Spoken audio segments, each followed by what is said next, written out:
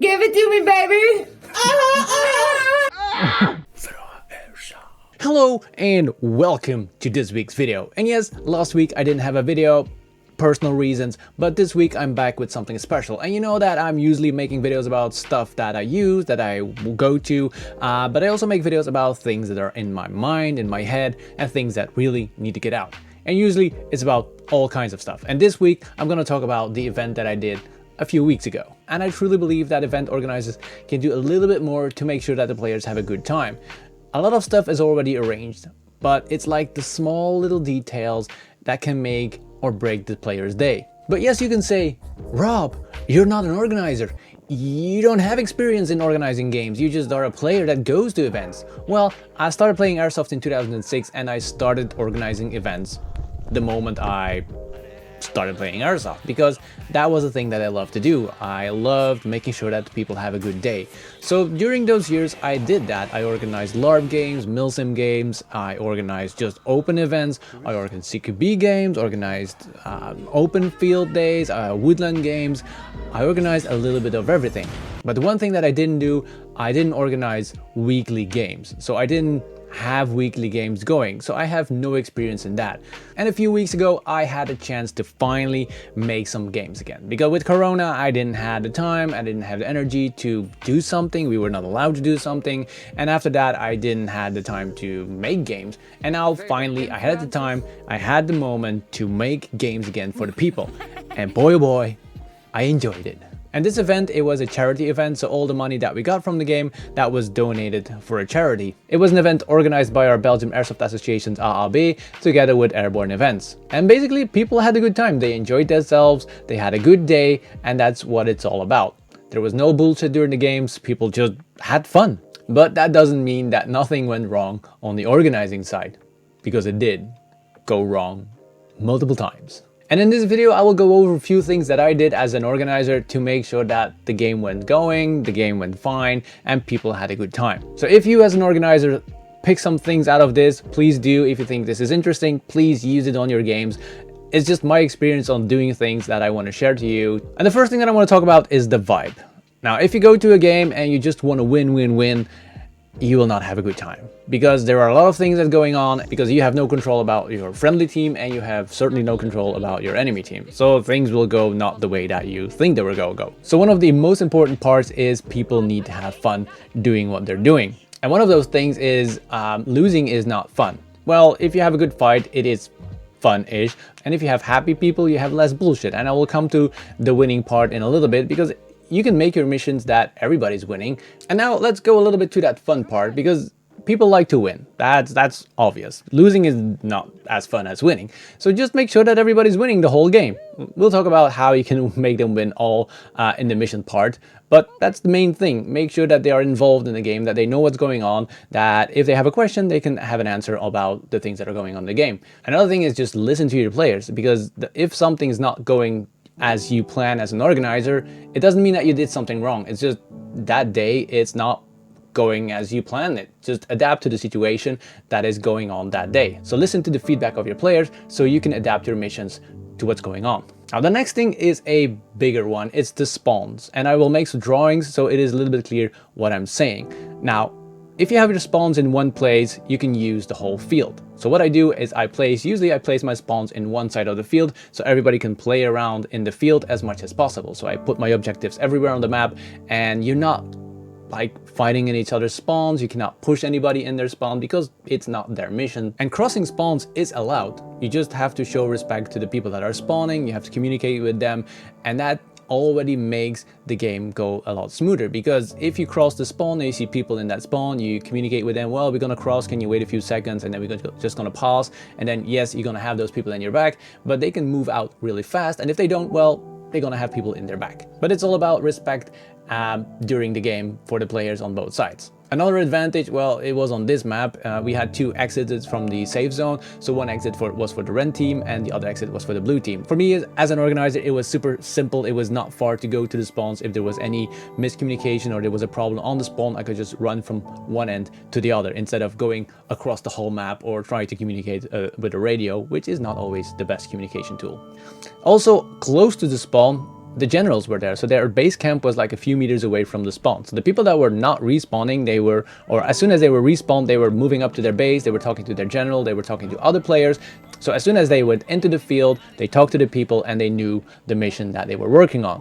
Instead of just going like headless chicken mode into the field, running to whatever that you think that is important. And because everybody was going to that general, everybody had the feeling that they were working together as a bigger unit, because the general had an overview of all the missions that were going on. So if they had a question, they could like immediately talk to the general. Yes, it was a crew member. The general was playing for their team. So if they had a question or about the missions or use a tactic, they were talking with their general. Another thing about that general in the spawn or in the base camp was that they didn't have to search for a marshal on the field. As soon as they knew that if they went back to base, they had a question or they noticed something, they could talk to the person that was in their base. They didn't have to search for anybody, so they have a contact at any time when they needed it. It's just that the people know that if they have a question, they know where to go to.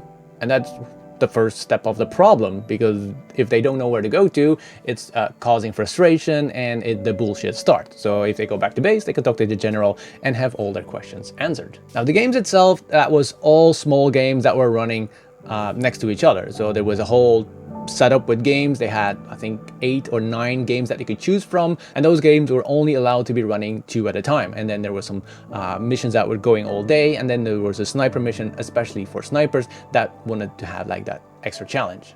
And they could choose their missions. They had a title of their mission, and it's up to the players to choose the mission. And if they finished the mission, they could get another mission to complete that one, and every mission got points. Now on the other side, the same thing was going on. And so they focused on the mission instead of shooting each other.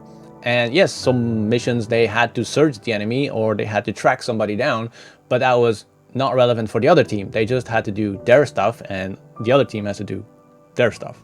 Because the teams were doing their things, they were playing on different sides of the map where they were never before. Otherwise, if you place an objective in the middle of the map, everybody's going to the middle of the map. But now the team was on the left side of the map, the other team was on the right side of the map, and they were doing 4 missions at the same time. And when the mission was completed, they saw it as a win, because sometimes they didn't have any resistance, but they still had to do like sneaky stuff to get away from the enemy, or sometimes they had like 2 small contacts and then they completed the mission, they went back to their general to get the points. And that was every mission that they completed, that was a win. And we all know, like I said, everybody wants to win. So if both teams can have all the missions, and instead of one team can have half of the missions, that's a big difference in the player's mindset. And you give the choice, you give the responsibility to the player. They can choose which mission they want to do. They can choose where they want to do the mission or how they want to do the mission. They have to communicate with that team that is at the base camp at that time. And because it was close to the spawn, all the new people that were respawning, they could join in the mission conversation that they were having on the spawn. And also every new mission they started was a new chance. So if one mission didn't go as planned, the other mission could go better. And we noticed that some missions they didn't go as planned and they didn't manage to finish them.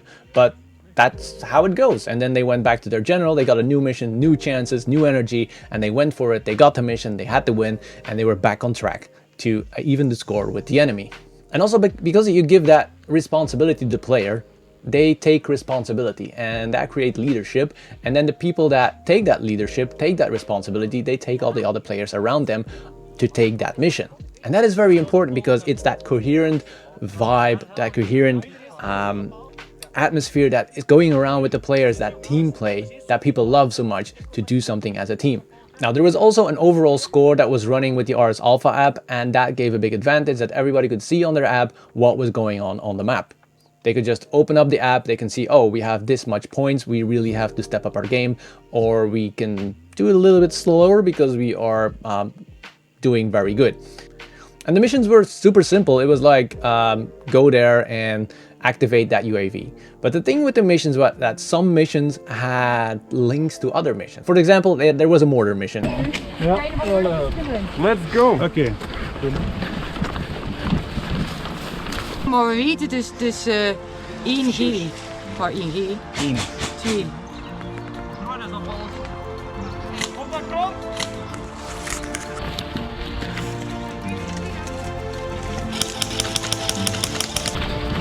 Niet voor zijn, dat 10 euro.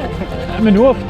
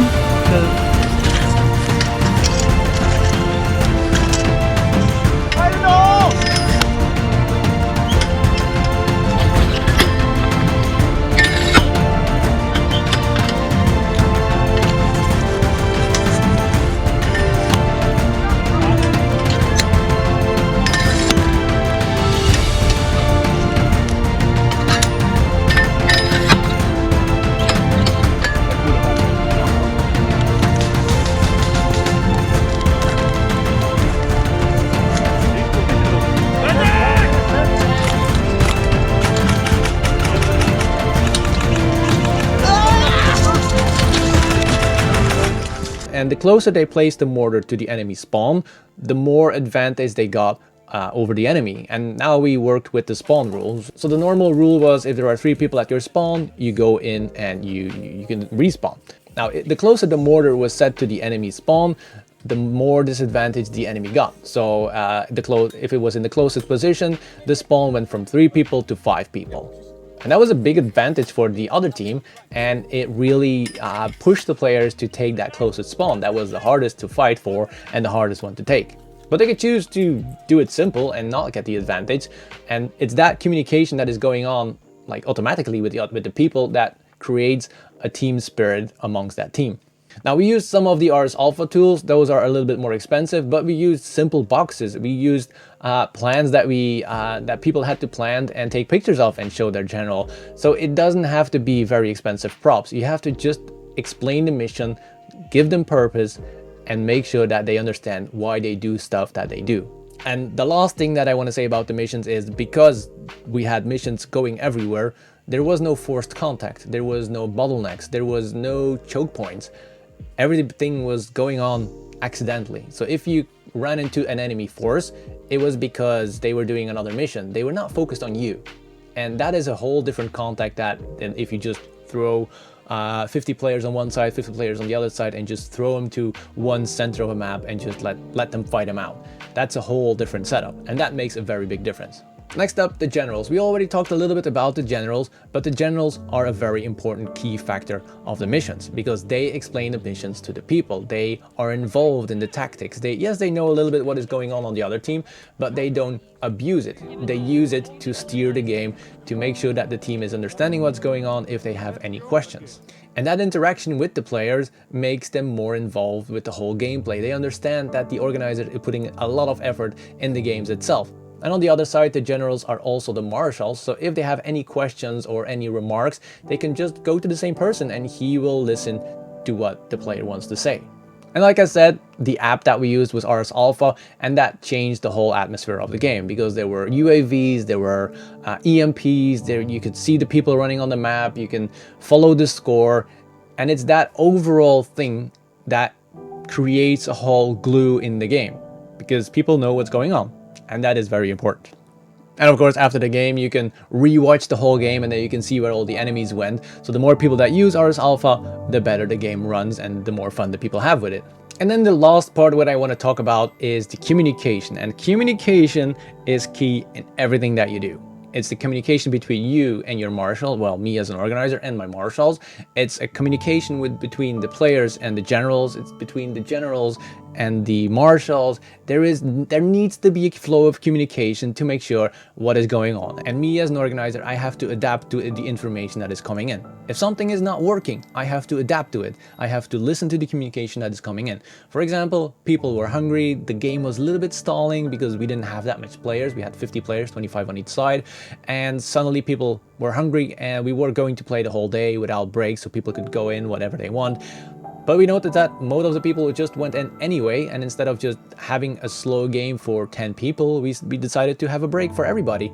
And everybody was like, okay, good decision. And then we're gonna start back after eating our hamburgers or any lunch that people brought. And if you listen to your players, they will understand and will respect you because you put that much effort in your games. And that is a big thing for the players. Like if they see that you don't care about their fun and you just want to take their money and whatever, people will not care anymore and people will do whatever they want instead of doing the thing that you want them to do because you know they're gonna have a good day if they follow the thing that you planned. And to enforce that communication with the players, there were a few things that I did. For example, I didn't give all the players a map. We just had a few maps, and if they wanted to have the map, they had to talk to the player with the map, or they have to talk to the player like, can I use the map for this mission? I need it. We gave a few items of everything, so they had to talk with each other if they wanted to complete the mission. So as soon as the mission was given, they were talking to the one person that, for example, had the pictures, the other one had the map, and the other one had the watch or the Ars Alpha app, and they were working together. And if you see as a marshal, general, or organizer that the communication is not going well, you help them. You don't let them just do whatever, you help them and steer them, and because not all teams play or communicate as well as others. And the communication will make or break the game for the players, or they will make or break the missions that you made for them. So make sure that you have a good attention on that communication that is going on the field. And I think I already said it. I think I did. I said a few things multiple times because they are very important. My car was full, so I will do the last thing. I have 8 minutes to record this, so we'll see how this goes. I was saying that one of the most important things is to listen to the feedback of the players, because they will tell you what works and what doesn't work. And if it doesn't work that one day, you can try it again on the next day, because it might be that that player group is not into what you were doing. So try it a few times, tweak it a little bit, and try it again the next time, and adapt your missions, adapt what you're doing. And even if they are not into what you're doing, just make sure that they roll with it, because they might think that they are not into it, but as soon as they start doing it, they like it. And it's important that they try it. So they try different things. So the one mission is like a very speedy mission, and the other one is a more sneaky mission. And if people never played that sneaky before, they don't even know if they like it or not. But if you bring them into the game where it's one of the missions, you give them a small taste of what can happen if they do this. So try different things, very important. And I know that is not easy. People are difficult, airsofters are difficult, but you as an organizer, it's your task to make sure that everybody has a good time. And with these wise words, I want to finish off the video. And if you have any questions or you have any remarks of the things that I said, please let me know in the comments, because this is one of those brain fart videos that I want to keep working on. I probably make a live stream with this to talk with organizers, talk with people that have experience in this. So that will be coming on the channel very soon. And if this video was helpful or you learned something, don't forget to like the video, or even just if you like the video or you want to support the channel, like the video. And if you want to keep up to date about all the things that I'm doing, or you want to see all my videos in your feed, consider subscribing to the channel. It also helps the channel out to be notified to be seen by other players. That's the thing that I wanted to say. Yes. And with this, I want to end off this video, and I hope I see you next week for another video. And yes, the burger videos are coming. Sorry for the wait. Bye.